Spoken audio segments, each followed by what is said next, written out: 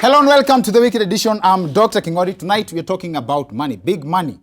Pesa imeenda. But mimi niko na yangu kwa mkono. I have 20M hapa kwa mkono. So this is 20 megapixel Oppo F5. Now, before we continue, now let's get straight into it. I assume that we've all heard about what happened in Thika. The manual hacking of the bank kutoka chini. I'm just here. For those who missed it, a few members of the robbery industry came together and pulled a project on the Thika branch ya KCB. They dug a 30-meter tunnel straight into the bank vault and came out 50 million shillings richer. Moral of the story, never despise humble beginnings. Now, it took 6 months of planning and they made away with 50 million shillings. The most interesting things I picked from this is this. The scenario at the Thika KCB branch was a group of individuals who dug a hole into the vault of the bank and successfully walked away with 50 million shillings. 50 million Kenya currency. Yes, the media reported 50 million shillings. The police reported 50 million shillings. The victims reported 50 million shillings. Do you see what I see here? For the first time in history, police have agreed with everyone else on the figures. So we can all agree that money brings all the people together. So these guys conducted an operation in the guise of operating a bookshop. They've finally given meaning to the phrase in bad books with the law. Now, this style of robbery is not new. A bank in India was robbed through a tunnel. It has also been tried in Kenya before. This guy tried to rob a bank in Isili. Lakini shimo yake ilitokea Dandora. The KCB, the Thika incident though, should be the most daring incident we have seen yet. The robbery was planned and carried out swiftly within a period of 6 months, bearing in mind that there's a police station directly across the project. So many things could go wrong. What if they mistakenly dug the tunnel into the police station? As in, kwa bahati mbaya ama mzuri, shimo itokee kwa OB. Then you have to get creative now. Oh. Nafikiria nimepotea.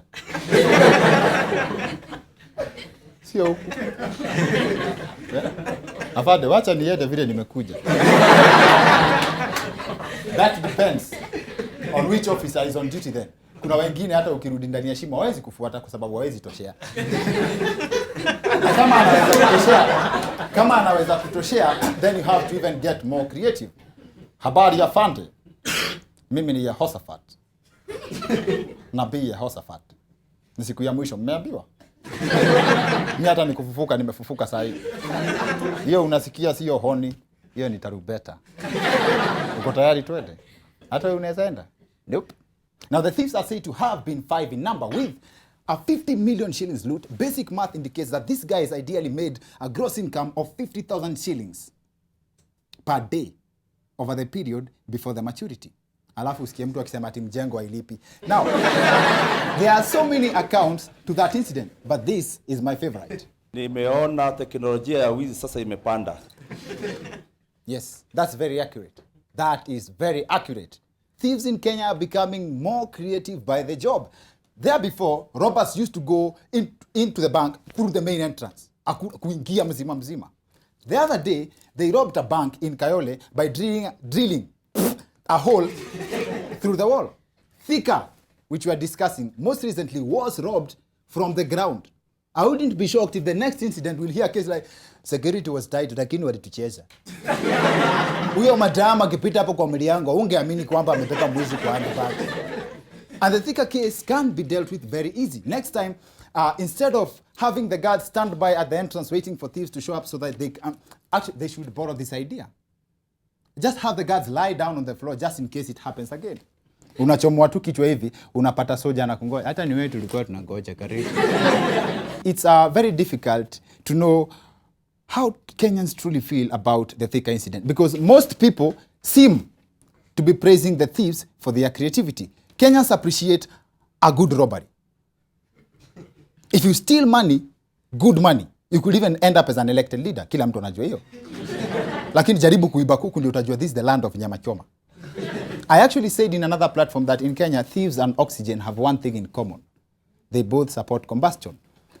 And it's very It's very difficult to ignore the robbery industry in Kenya. In fact, the robbery industry is the leading employer in the unemployment sector. It's even recognized by the state. Lakini tukitembea ni kulia, ni kuiba. Sisi hiyo tuko na ujuzi. And the president is telling the truth. He's a victim.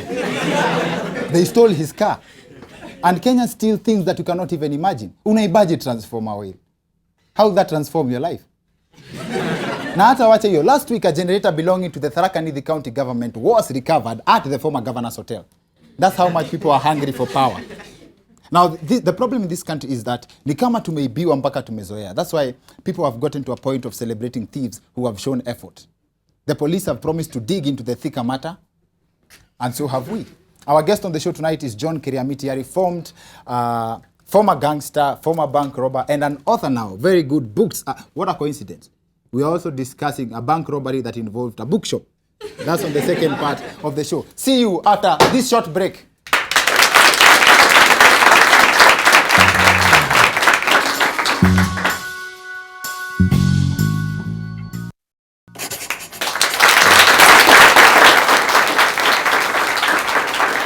Welcome back to the Weekend Edition. I'm Dr. Kingori. Our subject on the show tonight is we are talking about hiyo story ya Thika. Iko na story nyeti sana tuongelea, and we got the perfect guest for this show, John Kiriamiti. And interestingly, our last guest pia alikuwa mgeni wa committee, but yeye alikuwa short time. This our guest tonight leo pia was a guest of state for the longest time, and he has a very interesting story to tell. John Kiriamiti, ladies and gentlemen, karibu.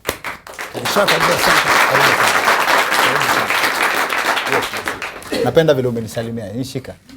Shika kama bunduki, eh? Yes. Karibu sana. Nimekaribia. You have a very interesting story, ati wewe ndio ulipatiana idea ya gang kwa gang yenye ulikuwa nayo kitambo, ya badala ya kuenda kungoja watu watoke huko ndio wanyongwe, si ndio? Yes, I remember complaining to my friends. Complaining? Yes, I complained because you don't go lie outside the bank for 3 hours waiting for someone to bring money. Yes. Aje ku bank, where you can always move inside and get what there is. Wakute huko ndani na profit mpaka yenye hawajatoa. Hata ile kabla hajatolewa. Ukiangalia mtu hivi unaweza sema kama yeye ni wa hiyo kampuni. Mimi nakwambia, even look at someone like that, nitakwambia anaweza kuwa mwizi, anaweza kuwa nini. Honestly. And even whenever I go, I give lectures in schools. Na ukitaka nijaribu, you'll be surprised. One thing about prison, let me tell you something. Sijui kama nataka kusikiza. Wanasikiza. Vijana hawa, kama wewe unasikiza sana, eh?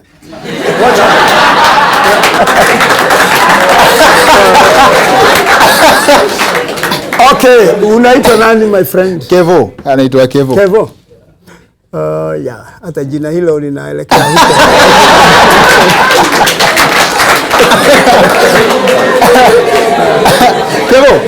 Kevo, nilikwambiaje about ile dance yako ile siku? But ni boys mpo. Ukiingia kwa jela hivi, the gate even opened, unasikia atmosphere ni nyingine. Unasikia umeingia mahali ni kama kuna kitu kinakuuma. Kuingia tu unasikia this is not you see mahali si hewa ile ya kawaida. So the moment you are thrown out because you are not questioned, sasa zingine umefungwa, unaambiwa wewe toa hizo nguo, sasa wewe ni mfungwa, chukua uniform hapo utauvae. Kevo usikie, utatafuta hizo uniform ukose, sababu all you can see ni rags zinakaa kama mchanga. The turning point ya uamue uache hiyo do rahisi, si ni pesa rahisi sana. Like unaingia tu waambia wase walale chini, na labda mtu alikuwa anasikia usingizi, so lala tu, alafu unapata do. It's just ordering people. Yenyewe in most cases it takes under 5 minutes. 5 minutes. Unfortunately the consequences, kutafuta mahali utaziweka, jina limejulikana, hata ingawa hakukuwa CCTV cameras as we have them today. Yes. Descriptions from the police, na wale watu wako huko walikuwa wanajua sana. Ngoja, hakukuwa na CCTV camera. Hakukuwa. Mtu anasema tu vile unakaa. Actually, hata banks hazikuwa na grills. Nafikiria sisi ndio tulifanya watu wafikiria habari ya kuweka grills. Sababu ilikuwa mahali kama hapa unaambia mtu wewe look counter namba 3. And inside job. Mlikuwa na mtu anawaambia exactly, pia. this is what I was going to tell. Yes. Inside information. Yes. So I see inside just as a person who works there. Nilikuwa nafikiria, for example, the police are not very sure about, seme kama the Thika incident, talking about the thieves had an inside person, sindio? I heard something that people in the robbery industry wanajuanga harufu ya pesa. So labda walichimba mpaka We don't have sniffing human beings, hakuna. Sniffing dogs ndio tuko nazo. Okay. Kila wakati ni inside information. For instance, they are not angels kujua ati safe iko mahali hapa. Lazima iwe kuna mtu mmoja huko ndani katikati aliwaelezea, na hata wakati wanaenda kupurchase kuchukua hiyo nyumba next. Yes. Kuna mtu aliwa advise this is the right place because the safe is 100 degrees kutoka kama 90 degrees or whatever degrees. If for instance, the manager of the bank anaweza kuwa involved. Yes. And I want you to hear this. Yes. Hata wakati wetu najua mnaambiwa we have this amount of money. The manager tells you, or even a person who is directly connected with the money. Yes. Akwambia hapa tutakuwa na pesa kiasi fulani. So you guys come and lakini when you look at the newspaper the following day, unakuta pesa zile zinasemekana zilibiwa ni 3 times as much. So what happens here is the manager kwanza ananyakua zake. Anaficha.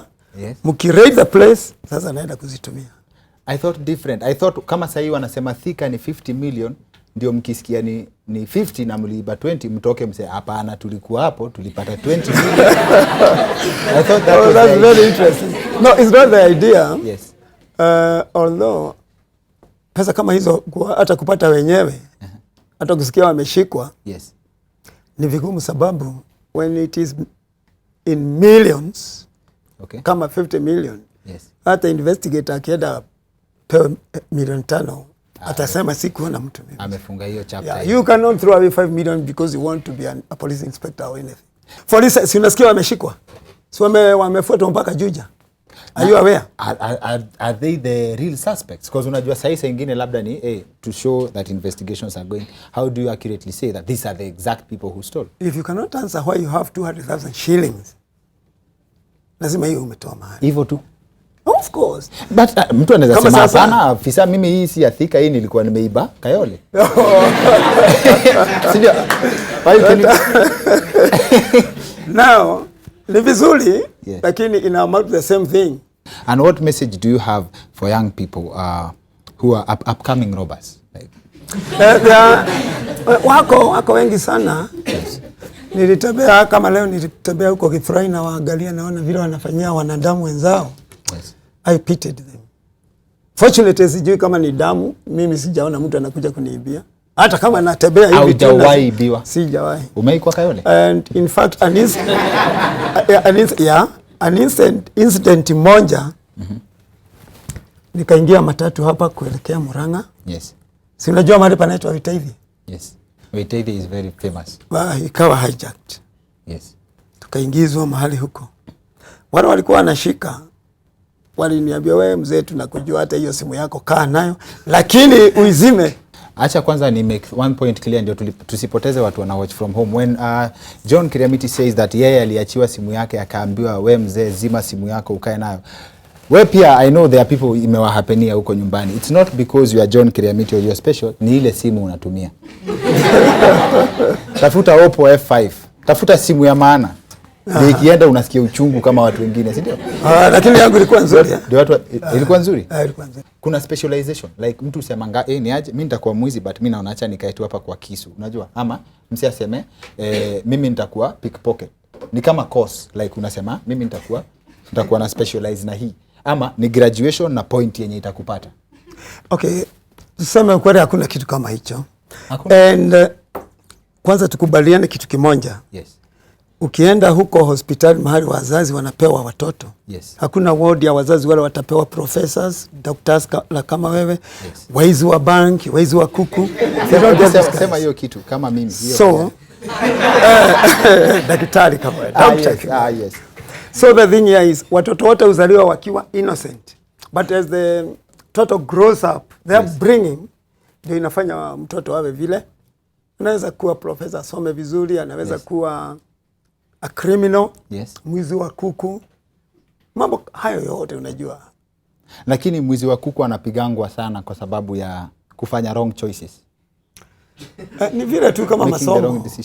Hiyo decision ya kwenda kuwasubua watu kwa kuku huko. There's a movie about you coming out. The first time I saw the story about the movie was in 2011-2012, where they brought in the Nigerian actor Jim Ike to play you. Na hata kai kama wewe. Mbona wewe usiact hizo vitu ulikuwa unafanya? Ni sababu ya probably age. Sasa siwezi kuruka vile nilikuwa naruka. What I believe is, sisi wote mpaka hawa tuko nao hapa tu, wote honestly, mpaka my wife ni alikuwa nani na wengine, I believe tuko na kale kitu kawizi ndani yetu. It's only that you don't promote it. Lakini it's right inside you. Akili kawizi. Wizi iko ndani yetu. Hata hapa sasa, hapa hakuna mtu hajaiba in the first place.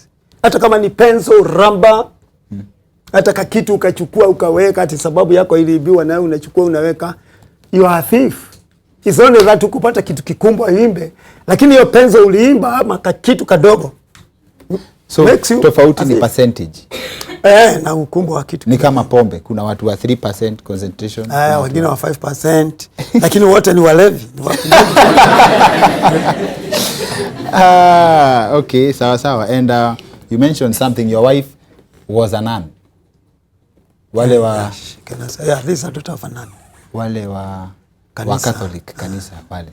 I don't know whether you read about something I wrote about. Nikienda mahali Bank of Baronda, nikakuta nalalisha watu chini, and among them bibi yangu wakati walikuwa hapo. Millie. Yes. From the book. From the book, what you read there is true. Alikuwa hapo sasa akaona, she was not my wife, she was haya.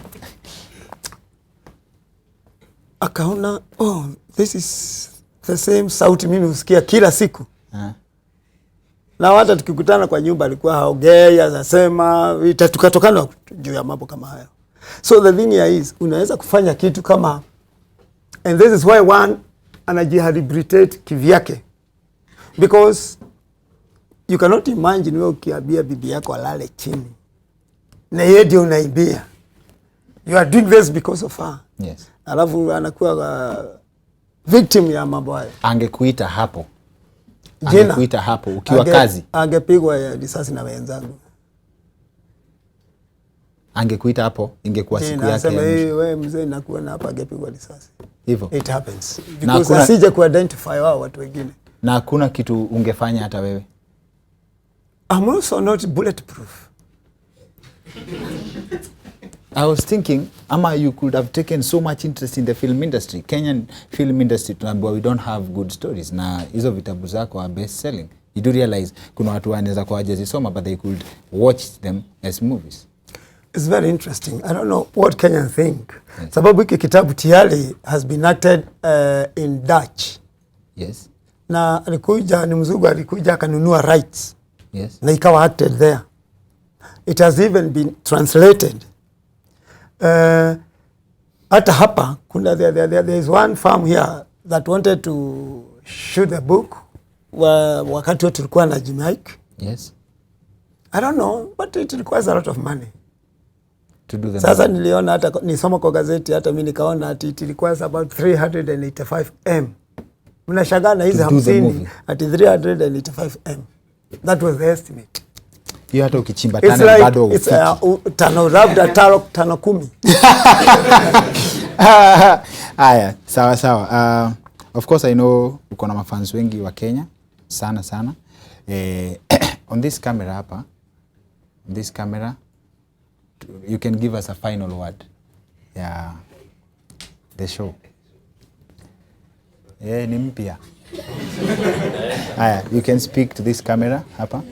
Waambie watu wa nyumbani and your fans, tell them something. Na kila mtu. Hao watu hutaka kusoma vitabu vyangu. Yes. I hope haita encourage nyinyi kujaribu kufanya hivyo ati ndio uwe na kitambu. Yes. You don't have to be a criminal in order to write a book. You can write about bananas, everything, whatever you want. Yes. Kitabu bora ujue wale watu unaandikia. Because when you write, you must know the readers you want to reach. Yes. Target the youth, yes. na wakubali kusoma, you become a millionaire instantly. You don't need to go mahali kama Thika hivyo. That's good advice. And what do you say to Kevin personally? Kevin is a good boy. Kevo, kila kitu ningekuuliza ubadilisha kidogo tu, wewe ujarota.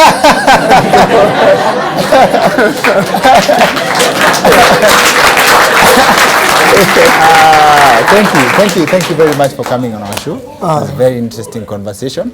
Very, very interesting. Wapi makofi ya John Kiriamiti. That's it for the weekend edition. See you next week. My name is Dr. Kingori.